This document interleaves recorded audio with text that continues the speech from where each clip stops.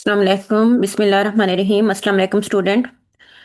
हम जो है ना डायलिसिस का जो बच्चा है उसका लेक्चर स्टार्ट करने लगे हैं। ठीक है, डायलिसिस जो कि आपका कोर कोर्स है ओल्ड बुक का, तो उसका यूनिट नंबर 1 है organisation and function of the. ठीक है, organisation and functioning of health system. ठीक है, जो हेल्थ सिस्टम होता है उसको कैसे ऑर्गेनाइज किया गया, उसके क्या काम है। तो इसमें ये है कि सबसे पहले हेल्थ के बारे में उन्होंने बताया है कि वर्ल्ड हेल्थ ऑर्गेनाइजेशन 1948 के मुताबिक, ठीक है, उन्होंने इसमें ये बताया है कि according to constituent of world health organisation 1948, तो उसमें हेल्थ को डिफाइन किया है कि हेल्थ होती क्या है। Health is the state of whole physical mental and social well being is referred at health. यानी कि वो ये कहते हैं कि पूरी तरह जो इंसान जिस्मानी तौर पर, जहनी तौर पर और समाजी तौर पर जो उसकी हालत है, हम उसको क्या कहते हैं, सेहत कहा जाता है। यानी कि हेल्थ एक पूरी की पूरी हमारी जिस्मानी, जहनी और समाजी बहबूद की हालत को कहते हैं। सोशल वेल बीइंग मीन जो बिल्कुल नॉर्मल हो हमारी, यानी कि अगर हम फिजिकली तौर पर, अगर हम मेंटली और हमारा सोशल सर्कल में हम लोग नॉर्मल बिहेव कर रहे हैं, तो इसको हम अपनी हेल्थ कंसिडर करते हैं। It goes beyond simply being free from illness या डिसेबिलिटी। हेल्थ ये नहीं है कि आप ये सिर्फ ये कहें कि भी मैं किसी बीमारी या मजूरी से पाक हूं। ठीक है, भाई इससे भी आगे की चीज हेल्थ है। एक इंसान है, वो फिजिकली तौर पर तो उसको कोई बीमारी नहीं है, लेकिन वो मेंटली तौर पर, सोशली तौर पर डिस्टर्ब है, तो हम उसको कभी भी हेल्दी इंसान नहीं कहेंगे। ठीक है, यानी कि हेल्थ तीन चीजों को लेकर जाती है, ट्रायंगल में चलता है, सोशल, मेंटल एंड फिजिकल। अच्छा, उसके बाद नेक्स्ट हमारे पास बेटा फिजिकल हेल्थ क्या होती है। द ओवरऑल हेल्थ फंक्शन, जो हमारी जिस्म के overall condition and function of the body, physiological system and anatomical component are referred as physical health. यानी कि जिस्म के फिजियोलॉजिकल जो हमारा होता है निज़ाम और जिस्मानी अज़ा की मजमूई हालत और काम को जिस्मानी सेहत कहा जाता है। यानी कि हमारी पूरी बॉडी के जितना भी जो है ना सिस्टम है, उन सब की स्ट्रक्चर्स, अनाटॉमिकल कंपोनेंट कहते हैं उन सब की स्ट्रक्चर्स को, ठीक है, या जिस्मानी अज्जा को, या उनकी फिजिकल जो सिस्टम है उन सब को ओवरऑल हम जिस्मानी हेल्थ कहते हैं। It include the proper function of body. इसमें रोजमर्रा की जिंदगी के लिए हमारी पूरी बॉडी के टिश्यू का, हमारी बॉडी के आर्गन यानी कि अज़ा का और हमारी बॉडी के सेल्स का आपस में मिलकर काम करना शामिल है।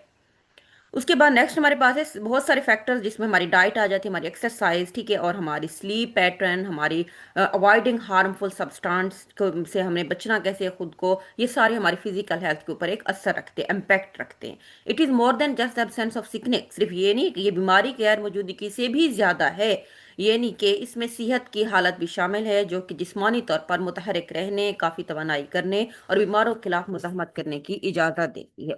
यानी कि वो ये कहते हैं कि अगर हमारी हेल्थ अच्छी है, यानी कि अगर हम चाहते हैं कि हम फिजिकली तौर पर फिट रहें, तो उसके लिए हमें क्या चाहिए कि हमारी खुराक का होना अच्छा है, हमारी डाइट का, हमारी एक्सरसाइज हमने डेली करनी है, हमें अपने स्लीपिंग पैटर्न को अच्छा करना है, और हमने ऐसे हार्मफुल सब्सटेंस से बचना है जो हमारी फिजिकल हेल्थ के ऊपर इफेक्ट करते हैं, जैसे स्मोकिंग वगैरह से। ठीक है, और इसी तरह से दूसरा उन्होंने ये बताया है कि जस्ट ये नहीं कि आप किसी बीमारी अगर आपको नहीं है तो आप फिजिकली फिट हो, नहीं, बल्कि इसमें हमारी पूरी जो ओवरऑल फिजिकल हेल्थ है उसके एक्टिव रहने के लिए हमें बहुत ज़्यादा एनर्जी की भी ज़रूरत होती है, ठीक है, और हमें रेस्ट की भी ज़रूरत होती है ताकि हम बीमारियों से बच सकें। उसके बाद है मेंटल हेल्थ। मेंटल हेल्थ जैसे कि नाम से शो, ये स्टेट ऑफ माइंड होती है, हमारे दिमाग की हालत, जिसमें क्या क्या चीज़ें शामिल हैं। इसमें हमारे इमोशन आ जाते हैं, इसमें हमारी साइकोलॉजिकल जो नफ्सियात होती है वो आ जाती है, हमारे कॉग्निटिव कंपोनेंट्स यानी कि हमारी मेमोरी वगैरह, हमारी जो याददाश्त होती है वो इसमें आ जाती है। इस सबको हम मेंटल हेल्थ कहते हैं। अच्छा, मेंटल हेल्थ के अंदर क्या होती है, इसके अंदर ये कैपेसिटी होती है, ये कंट्रोल करती है हमारी स्ट्रेस को, यानी कि डेली लाइफ का जो हमारे ऊपर स्ट्रेस है हमने उसको कैसे कंट्रोल करना है, हमने हेल्थी रिलेशनशिप को किस तरह से बिल्ड अप करना है, और जो भी लाइफ में ऑब्स्टेकल्स कहते हैं, मुश्किलात हैं, ठीक है, उनके ऊपर ओवरकम कहते हैं, काबू करने में हमने अपनी जिंदगी की मुश्किलात को कैसे काबू करना है, और हमने जो होती है वाइज जजमेंट मीन हमने एक अच्छे दानिशमंदाना फैसले कैसे करना है, ये सब कुछ हमारी अच्छी मेंटल हेल्थ के ऊपर डिपेंड करता है। इसके अलावा क्या होता है कि in addition to absence of mental illness, हमें कोई भी दिमागी बीमारी ना हो, मेंटल हेल्थ इसके अलावा हमारे पास स्ट्रॉन्ग और बैलेंस कंडीशन हो लोगों में, ताकि वो इस काबिल हों कि एक वाइड वैरायटी ऑफ इमोशंस को वो कंट्रोल कर सकें, अपने आप को चेंज करने में एडजस्टेबल हों, और उसके बाद and have optimistic view of life, और जिंदगी पर एक उम्मीदीना उम्मीदवार नजर रखना चाहिए, यानी कि उनको इस बात की होप होनी चाहिए, होपफुल वो रहें जिंदगी में कि उनको कहीं भी अच्छी चीजों का मौका भी मिल सकता है। उसके बाद है सोशल लाइफ। ठीक है, सोशल लाइफ क्या होता है? सोशल लाइफ कहते हैं बेटा हमारे पास समाजी, ठीक है, समाजी जो हमारी लाइफ होती है वो क्या है? The quality of an individual interaction, किसी भी इंसान के अंदर ये खासियत हो कि उसने अपने इंटरेक्शन मीन मामलात, रिलेशनशिप अपने मामलात, participation mean in the community, जिस माशरे में वो रहता है उसमें किस तरीके से वो लोगों के साथ कम्युनिकेट कैसे करता है, लोगों के साथ उसका रिलेशन कैसी है, और उस कम्युनिटी के अंदर वो किस तरह हद तक पार्टिसिपेट कर रहा है, इनके जो उसके मामलात हैं वो कितना हद तक हिस्सा ले रहा है, ये सारी उसके अंदर क्वालिटी को हम उसकी सोशल हेल्थ कहते हैं। इसमें उसकी क्या चीज़ें शामिल हैं? इसमें ये इन्वॉल्व होता है कि ability to form meaningful connections, वो ऐसे लोगों के साथ अपने कनेक्शन रखते हैं जो उसके लिए मीनिंगफुल हों। सोशल हेल्थ, उसके अलावा कम्युनिकेट इफेक्टिवली, तो उसको अच्छे से लोगों को कम्युनिकेट कर सके and engage in positive social interaction. Social health is not isolate from mental और फिजिकल वेलबींग, यानी कि जब इंसान मेंटली तौर पर और फिजिकली तौर पर ठीक होगा तो ऑटोमेटिक उसकी सोशल लाइफ भी ठीक हो जाएगी। ये इंटरकनेक्ट करती है इन तमाम डायमेंशन। अच्छा, ये तो था बेटा हेल्थ, उसकी तीन स्टेट्स हमने डिस्कस की थी। नेक्स्ट हमारे पास है health as a resource and a basic right. Health क्या है? हर एक इंसान का बेसिक राइट है, ये एक ऐसा रिसोर्स है जो हर बंदे के पास होना चाहिए। Health is widely organised as a valuable and essential resource for individual, ठीक है, एक वसीले के तौर पर वसी सतह पर इसको लोगों में तस्लीम किया जाता है।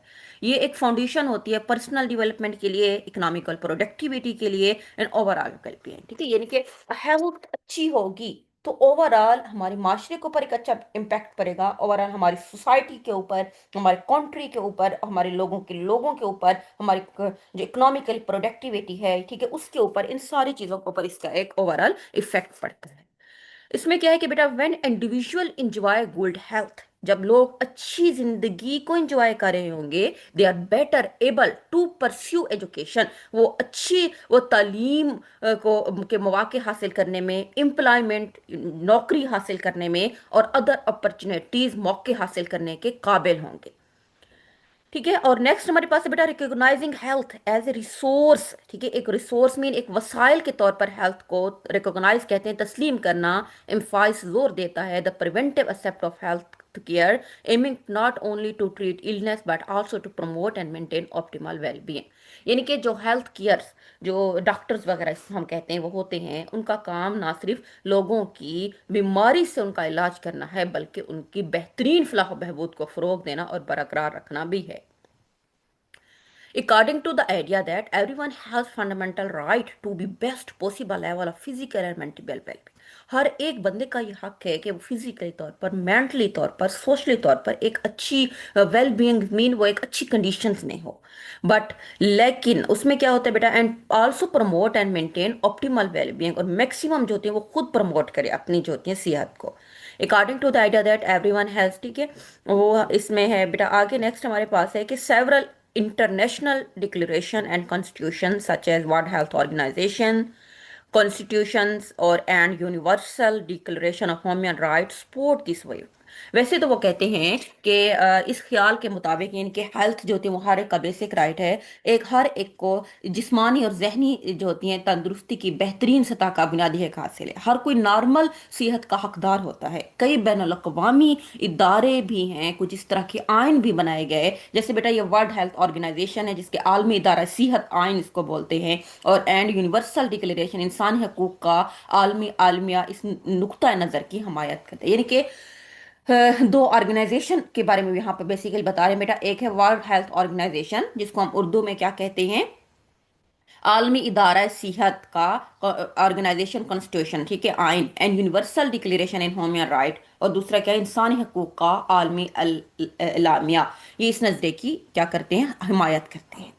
अच्छा, नेक्स्ट क्या है बेटा, वन एवरी पर्सन राइट, हर एक को हक होता है कि हेल्थ केयर में है जो भी, यानी कि हेल्थ केयर में जो लोग हैं, हर एक बंदा जो डॉक्टर है यानी कि मेडिकल की फील्ड में है, एक्सेस टू नेसेसरी मेडिकेशन, जरूरी मेडिसिन के ऊपर उसकी पहुंच हो, एंड एनवायरनमेंट, उसको ऐसा माहौल रिक्वायर्ड फॉर नॉर्मल हेल्थ के लिए जरूरी है जो कि फंडामेंटल राइट के तौर पर देखा जाता है, यानी कि सेहत की देखभाल, जरूरी अद्वियात की रसाई और नॉर्मल सेहत के लिए दरकार माहौल हर फर्द का बुनियादी हक है। अच्छा, this expression enable the citizen of these countries to demand improve health facilities as their basic right from their government, and government themselves ensure the health is high to list of their policy agendas. Obliged to provide necessary means of health facilities, यानी कि हर एक बंदे का, क्योंकि health हमारा क्या है बेटा, बेसिक राइट है, इसीलिए हर शहरियों को हमने इस काबिल बनाना है कि वो हुकूमत से और ख़ुद हुकूमतों से अपनी बुनियादी हकूक़ की सेहत की बेहतरीन सहूलियत का मुतालबा कर सकें, ताकि इस बात को यकीनी बनाया जा सके कि सेहत उनके पॉलिसी एजेंडों की फहरस्त में ज़्यादा हो, यानी कि जो गवर्नमेंट अपनी पॉलिसीज़ बनाए उसमें वो हेल्थ को पहले नंबर पे रखे। ठीक है। अच्छा, उसके बाद नेक्स्ट हमारे पास बेटा कुछ हिस्टोरिकल जो होती हैं व्यू ऑफ हेल्थ हैं। The way we think about our health is very important, यानी कि हम किस तरह से हम अपनी हेल्थ को बेहतर बना सकते हैं। हाउ कैन वी फील, हम कैसा फील करते हैं। How can we work better, हम बेहतरीन कैसे काम कर सकते हैं। हम कैसे अच्छा सोच सकते हैं, हम कैसे बेहतरीन काम कर सकते हैं। एबिलिटी टू वर्क, हमारे अंदर काम करने की सलाहियत कितना है। सबसे पहले है फीलिंग। फीलिंग क्या होता है बेटा, feeling good is in accurate assessment of our life style health. अच्छा सोचना ही हमारी जिंदगी का सबसे अहम जो होती है पहलू होता है। But that are all interconnected, लेकिन सारी चीजें आपस में इंटरकनेक्टेड होती है, यानी कि समटाइम ये होता है कि हम अच्छा सोच तो लेते हैं, लेकिन अगर हमारे पास उस चीज को प्रैक्टिकली तौर पर करने के हमें मौका ना मिले तो हमारा अच्छा सोचना भी बेकार जाता है। इसीलिए सारी चीजें आपस में क्या होती है, इंटरकनेक्टेड होती हैं। But the condition and extent of pain varies from person to person, लेकिन दर्द की एक जो हालत होती है वो हर इंसान की दूसरे इंसान से मुख्तलिफ होती है। And the people who feel better have positive attitude and are actually more dependent on it, लेकिन लोग जो अच्छा सोचते हैं बेटा वो बेटर फील करते हैं, उनका लाइफ की तरफ, दूसरों की तरफ जो एटीट्यूड होता है वो बेटर होता है। ठीक है।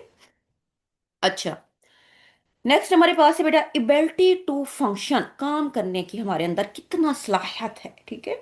The quality of our health reflect our ability and ability to cope with the challenge of life. हमारी सेहत का मेयार जिंदगी के चैलेंज से निपटने के लिए हमारी अपनी एबिलिटी के ऊपर इन्हिसार करता है।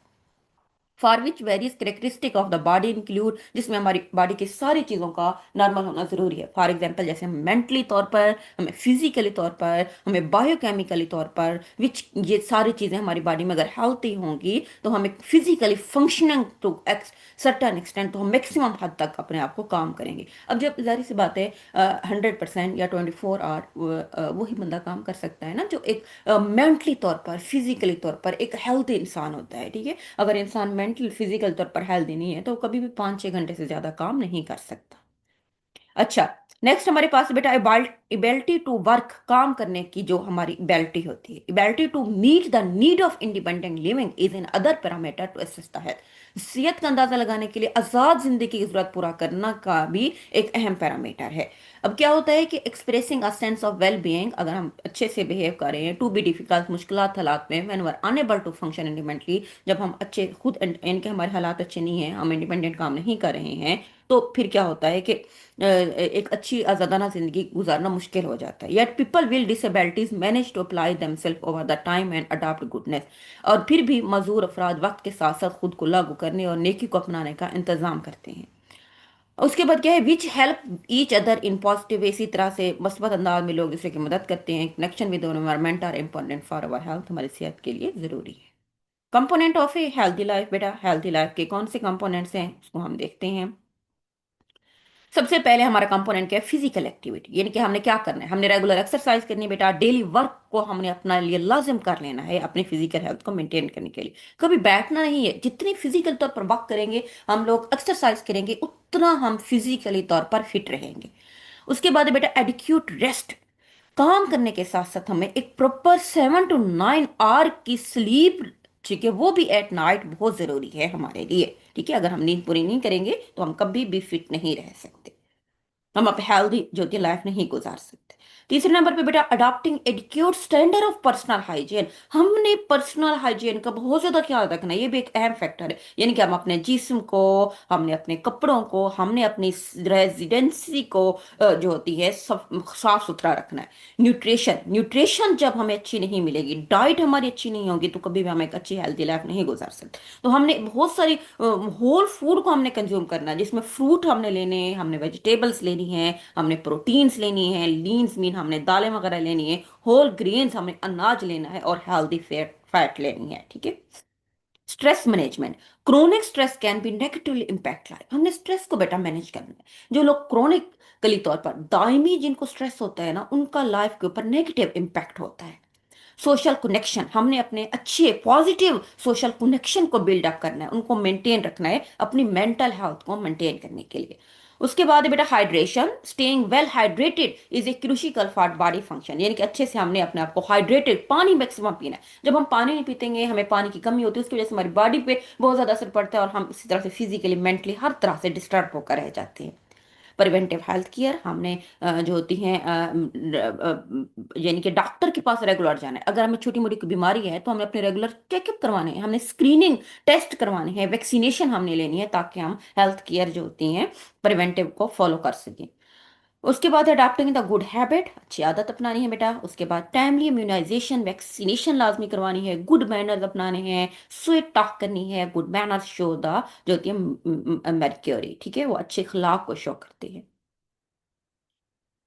तो ये हमारा पहला चैप्टर था बेटा, ठीक है। आज के लिए इतना काफी। अल्लाह हाफिज़।